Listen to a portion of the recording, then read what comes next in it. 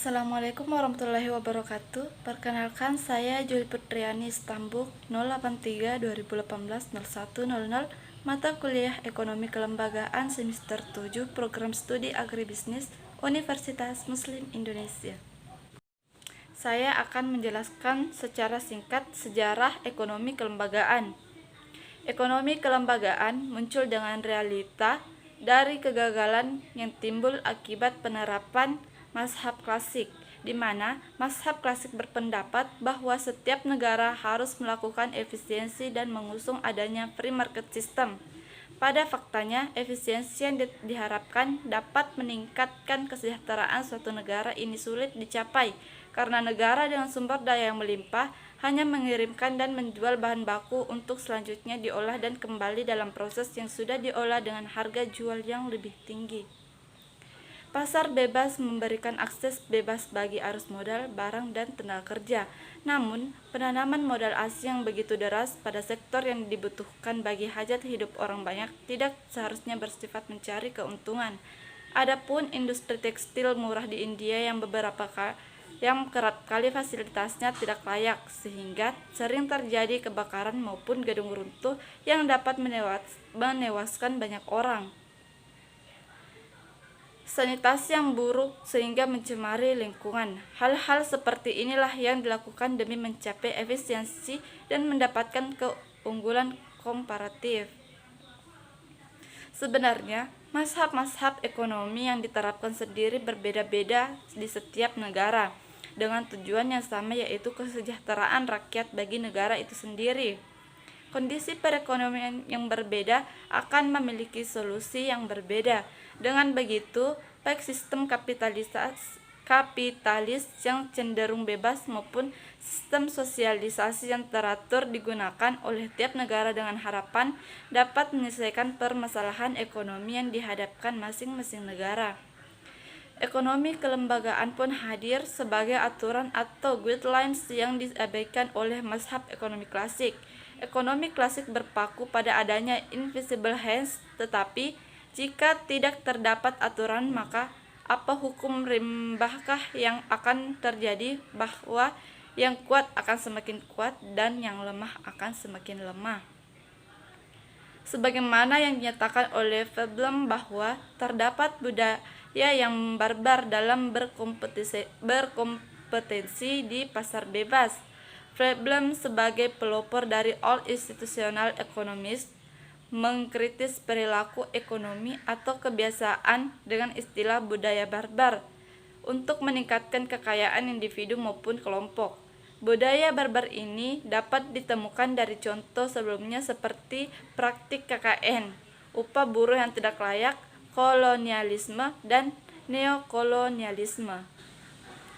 Jika OIE atau Old Institutional Economists berargumentasi tanpa menggunakan teori kuantitatif, NIE atau New Institutional Economists muncul dengan pendekatan yang teoritis dan berfokus pada pentingnya kelembagaan. New Institutional Economists pun dapat bekerja pada ekonomi makro secara agregat dan makro secara individu.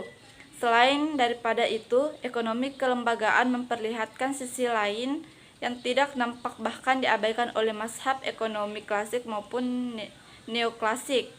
Oleh daripada itu, ekonomi kelembagaan akan berguna bagi pengambilan kebijakan karena menunjukkan sisi-sisi lain perilaku ekonomi, bahwa pelaku ekonomi tidak selalu mengikuti rasionalitasnya dengan membeli barang yang lebih murah, tetapi ada pertimbangan lain mengapa seseorang membeli barang yang sama dengan harga yang lebih tinggi. Adapun pemikiran kaum fisiokrat, yaitu bagi Quesnay, hukum ekonomi yang bersesuaian dengan hukum alam ini menjadikan alam, dalam hal ini tanah, sebagai satu-satunya sumber kemakmuran masyarakat.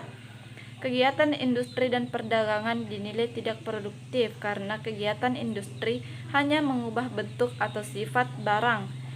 Kegiatan perdagangan pun dianggap tidak produktif. Hal ini karena ia melihat para pedagang hanya memindahkan barang dari satu tempat ke tempat lain. Kaum petani yang paling produktif di antara keempat golongan masyarakat tersebut, Kuesna menganjurkan agar kebijaksanaan yang diambil oleh pemerintah harus ditujukan terutama untuk meningkatkan taraf hidup para petani.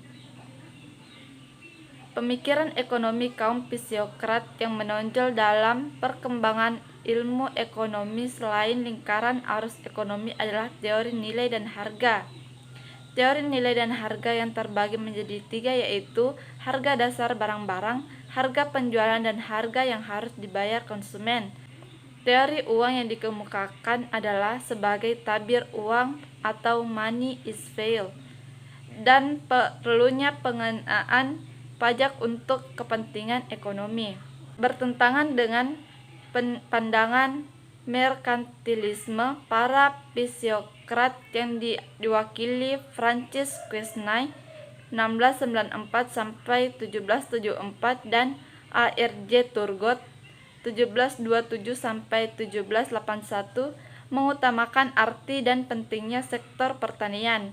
Kegiatan pertanian bahkan dianggap sebagai satu-satunya sektor produktif yang menghasilkan suatu surplus produksi secara neto untuk masyarakat.